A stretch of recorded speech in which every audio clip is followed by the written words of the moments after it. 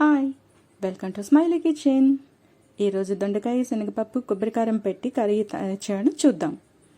కావాల్సింది నానపించి పెట్టుకున్న కప్పు శనగపప్పు, కట్ చేసి పెట్టుకున్న దొండకాయల కప్పు, ఫ్రై చేసుకోవడానికి ఆవాలు, జీలకర్ర, ధనియాలు, మినపగుళ్ళు వేసి కొంచెంసేపు ఫ్రై అయిన తర్వాత కొంచెం పచ్చిమిర్చి వేయాలి అండ్ కొంచెం కర్రీ లీవ్స్ వేయాలి. రెండు కలిసి బాగా కలుపుకోవాలి. ఈ కర్రీ చాలా టేస్టీగా ఉంటుందండి. నెక్స్ట్ ఆనియన్స్ వేయాలి. మొత్తం బాగా కలిపేసుకొని ఇప్పుడు కొంచెం తరిగి పెట్టుకున్న దొండకాయ ముక్కలను వేసుకోవాలి. బాగా కలిపి ఒక 5 నిమిషాల తర్వాత నానపించి పెట్టుకునే శనగపప్పు ఉంది కదా, దాన్ని వేసుకోవాలి.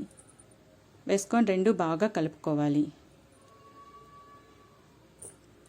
యాక్చువల్లీ ఈ కర్రీ రైస్లోకే కాదండోయ్, చపాతీలోకి కూడా చాలా బాగుంటుంది. రైస్, చపాతీలోకి రెండిట్లోకి బాగుంటుంది. సరే, కొబ్బరికారం తయారు చేయడం చూద్దాం. ఫ్రై చేసుకున్న చిల్లీ అండ్ ధనియాలు, జీలకర్ర, కొంచెం మెంతులు ఫ్రై చేసి వేసుకోవాలి. కొంచెం కొబ్బరి, కొంచెం అల్లం వెల్లుల్లి పేస్ట్ కూడా కొంచెం వేసుకోవాలి.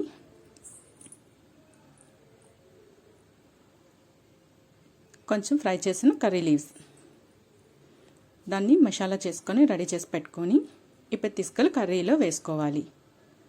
వేసుకున్నాక బాగా కలుపుకోవాలి. కర్రీ అంతా కలిసేలాగా కలిపేసుకోవాలి.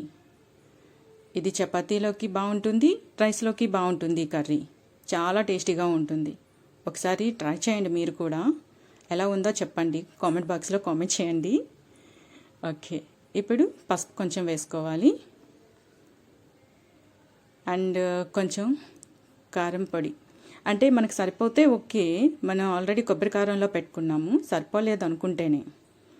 Okay, curry ready. ఇప్పుడు రైస్లో కొంచెం వేసుకొని టేస్ట్ చేద్దామా? మరి చూస్తుంటేనే చాలా బాగుంది కదా.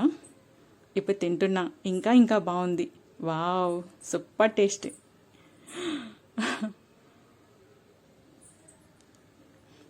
ఇప్పుడు నెక్స్ట్ కొంచెం చపాతీతో కూడా టేస్ట్ చేద్దామా మరి? ఓకే రండి. మరి